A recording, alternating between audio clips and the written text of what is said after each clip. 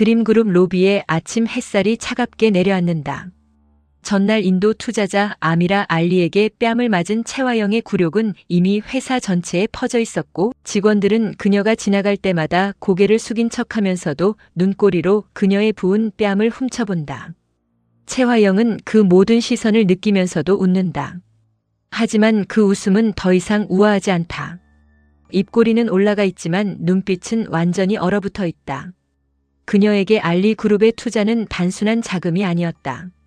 마 회장의 신뢰가 무너지고 정숙희가 저택 안으로 들어오고 오장미와 강백호가 페이퍼 컴퍼니의 흔적을 쫓기 시작한 지금, 해외 투자 유치는 그녀가 드림캐슬과 드림호텔을 움켜쥘 마지막 밧줄이었다.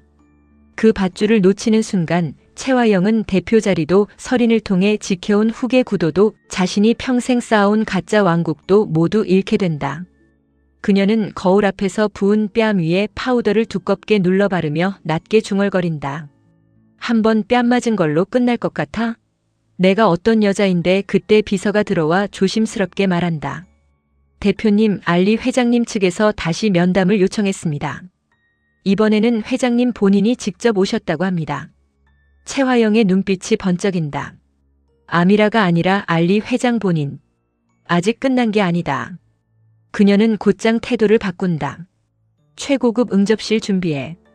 차, 과일, 향, 통역까지 전부 완벽하게. 오늘은 무슨 일이 있어도 그 사람 마음을 잡아야 해. 그리고 속으로는 더 차갑게 생각한다. 드림캐슬을 위해서는 반드시 이 여자를, 아니 이 투자자를 잡아야 돼. 자존심 따위는 나중이야. 지금은 무릎이라도 꿇어야 살아. 하지만 그녀가 모르는 것이 있었다. 그날 드림그룹에 들어온 알리 회장은 진짜 알리 회장이 아니었다. 정숙희였다. 화려한 인도풍 의상과 짙은 베일, 진한 화장으로 얼굴의 윤곽을 가리고 당당한 걸음과 낮게 깔린 목소리까지 완전히 바꾼 숙희는 드림그룹 VIP 전용 엘리베이터 앞에 서 있었다. 그 옆에는 오장미가 준비한 가짜 경호원, 그리고 강백호가 은밀히 연결해둔 통역 담당자가 함께 서 있었다. 숙희는 베일 안쪽에서 조용히 숨을 고른다. 한때 채화영 앞에서 울고만 있던 여자, 아이처럼 무너진 정신으로 딸에게 기대어 살던 여자, 딸을 죽은 사람으로 만든 가짜 장례식장에서 채화영의 뺨을 후리며 절규했던 여자. 이제 그녀는 자신을 빼앗은 여자 앞에 완전히 다른 얼굴로 나타나려 한다. 장미가 작은 이어폰을 통해 낮게 말한다. 엄마, 너무 무리하지 마. 위험하면 바로 나와. 숙희는 미세하게 웃는다. 걱정 마. 엄마 이번엔 운전대 안 잡아. 대신 저 여자가 제 발로 무릎 꿇게 만들 거야. 장미는 눈물이 날 것 같아 입술을 깨문다. 엄마가 복수심에 불타면서도 채화영과 같은 괴물이 되지 않으려 애쓰는 걸 알기 때문이다. 숙희는 다시 한번 베일을 정리하고 마음속으로 중얼거린다. 채화영, 내가 내 딸을 훔쳤고 내 기억을 부쉈고 내 인생을 짓밟았지. 오늘은 내가 가장 소중히 여기는 자존심을 내 손으로 꺾어줄게. 드림호텔 VIP 응접실 문이 열린다. 채화영은 완벽한 미소를 얼굴에 붙인 채 허리를 숙인다. 먼 길 오시느라 고생 많으셨습니다, 회장님. 베일을 쓴 숙희는 아무 대답 없이 그녀를 내려다본다.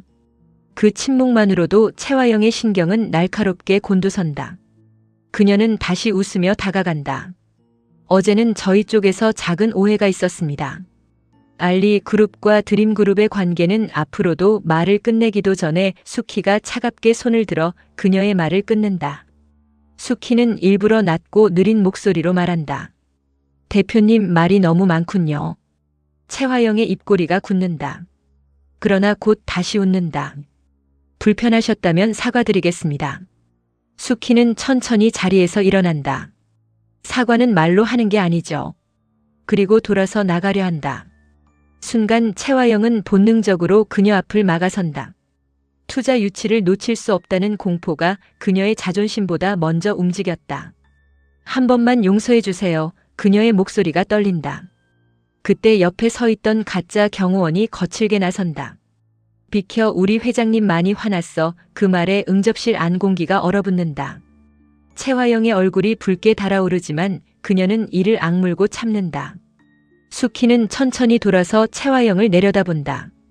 그리고 아주 낮게, 그러나 방 안 전체를 얼릴 만큼 선명한 목소리로 말한다.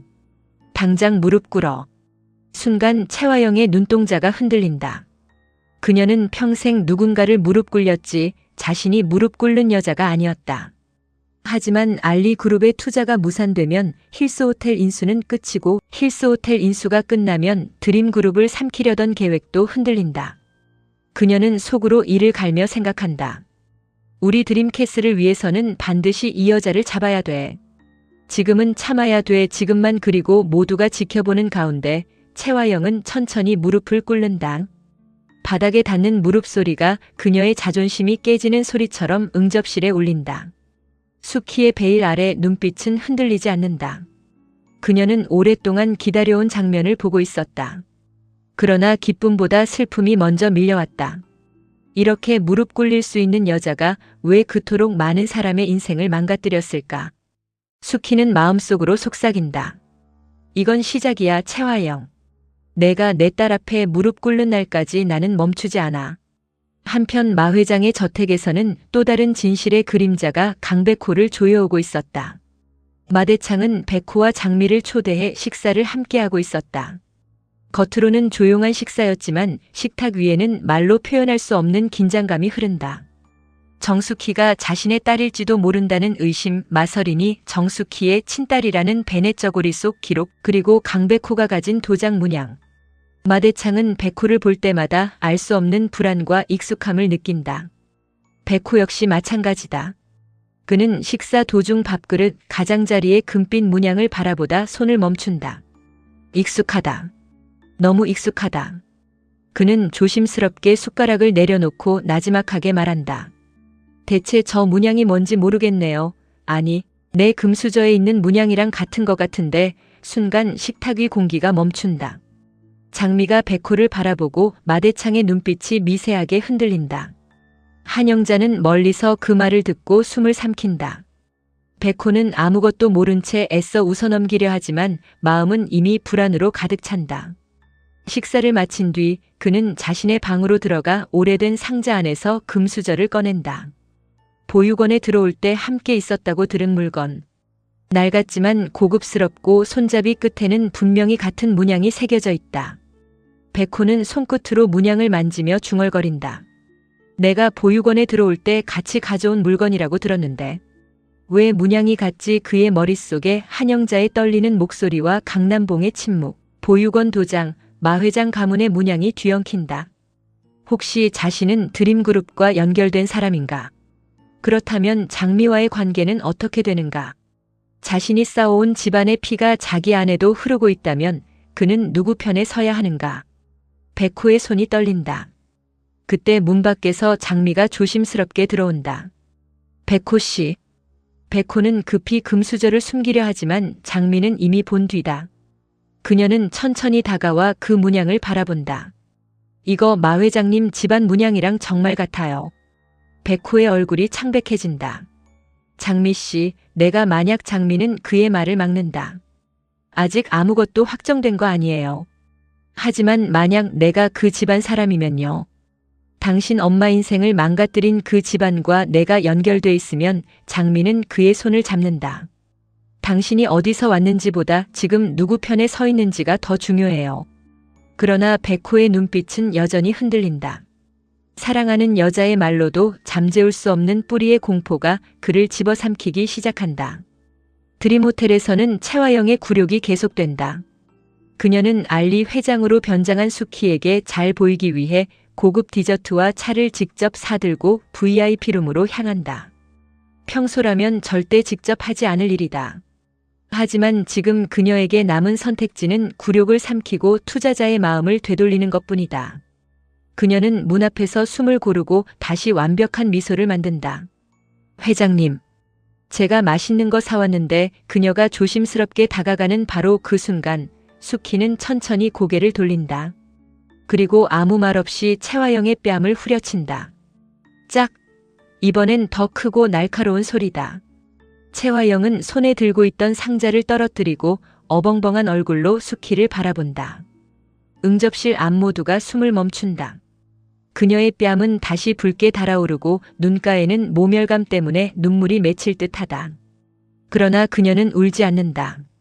대신 아주 천천히 입술을 깨문다. 회장님 대체 왜 이러세요?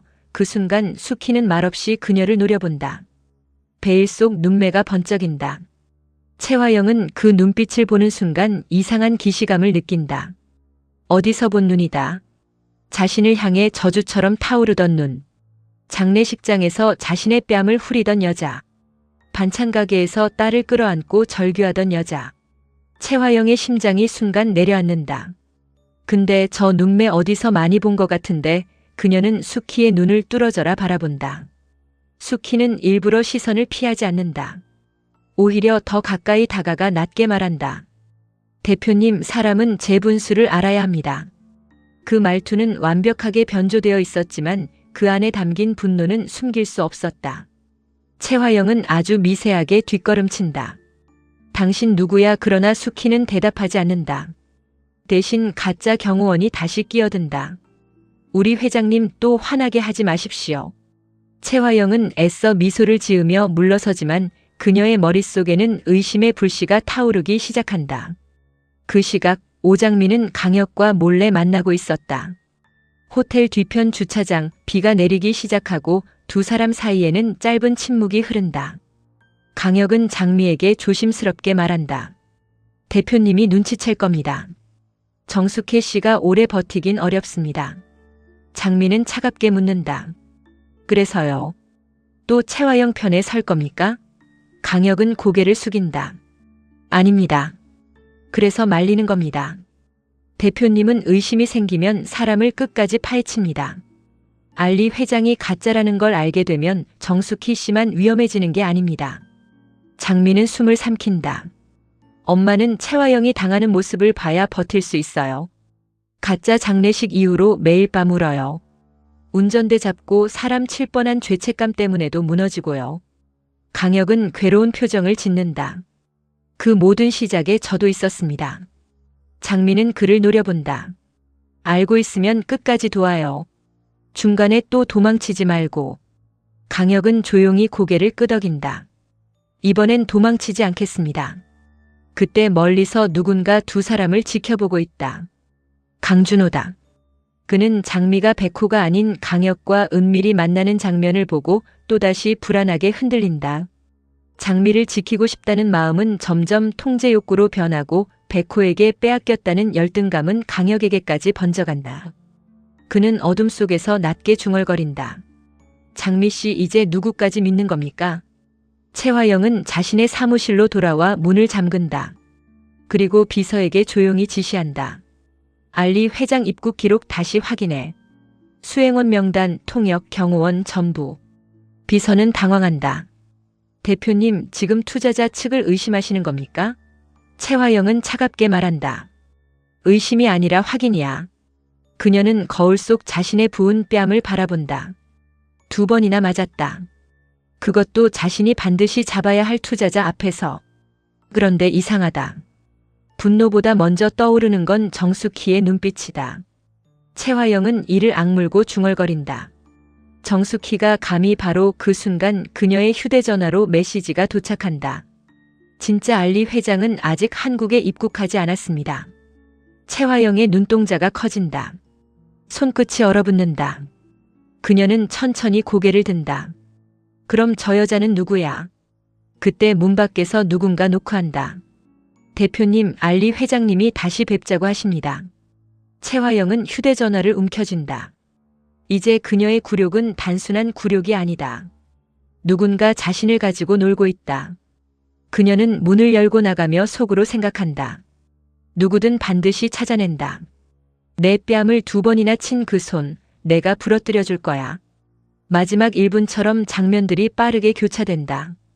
백호는 금수저와 도장 문양을 들고 마 회장 서재의 오래된 가문 문서와 대조하다가 문양이 정확히 일치한다는 사실에 숨을 멈추고 마대창은 멀리서 그 모습을 보고 얼굴이 굳는다. 한영자는 백호가 진실에 가까워지는 것을 막으려 하지만 장미는 백호 씨도 알 권리가 있어요라며 그녀를 막아선다. 강준호는 채화영에게 백호가 마 회장 집안 사람일지도 모릅니다라고 보고하고 채화영은 그 말을 듣는 순간 눈빛이 번쩍인다. 그럼 판을 뒤집을 수 있겠네. 오장미가 사랑한 남자가 정숙희의 원수 집안 핏줄이라면? 준호는 불안하게 묻는다. 또 장미 씨를 흔들려는 겁니까? 채화영은 낮게 웃는다. 흔드는 게 아니라 깨트리는 거야. 동시에 숙희는 베일을 쓴 채 마지막 굴욕의 무대를 준비한다. 그녀는 채화영을 다시 VIP룸으로 불러 세우고 투자 계약서인 척 서류를 내민다. 채화영은 의심하면서도 계약서라는 말에 손을 뻗는다. 그러나 서류 첫 장에는 투자 조건 대신 한 문장이 적혀 있다. 남의 딸을 훔친 여자는 남의 돈도 훔친다. 채화영의 얼굴이 새하얗게 질린다. 그녀는 천천히 고개를 들어 베일 속 눈을 바라본다. 너 정숙희지? 응접실 안 공기가 얼어붙는다. 숙희는 한참 동안 침묵하다 천천히 베일을 들어 올릴 듯 손을 움직인다. 바로 그 순간 문이 벌컥 열리고 진짜 알리 회장의 수행단이 들어온다. 모두의 시선이 뒤엉키고 채화영은 자신이 함정에 빠졌다는 사실을 깨닫는다. 진짜 투자자 앞에서 가짜 알리 회장에게 무릎 꿇고 뺨까지 맞은 자신의 모습이 이미 영상으로 남아있다는 것을. 그리고 방 안대형 스크린이 켜지며 채화영이 정숙희 앞에 무릎 꿇는 장면이 재생된다. 회사 임원들, 투자자들, 마 회장, 장미와 백호까지 모두 그 화면을 보게 된다. 채화영은 비틀거리며 화면을 향해 손을 뻗는다. 꺼 당장 꺼. 그러나 숙희는 베일을 천천히 걷어내며 또렷하게 말한다. 왜 채화영? 내가 남의 인생을 짓밟을 땐 괜찮고 내 자존심이 짓밟히는 건 못 보겠어? 채화영의 눈동자가 미친 듯 흔들린다. 그리고 같은 시각 백호는 마 회장 가문의 문양이 새겨진 금수저를 들고 마대창 앞에 선다. 회장님, 이 문양 제 겁니다. 제가 보육원에 맡겨질 때 같이 있었다고 했습니다.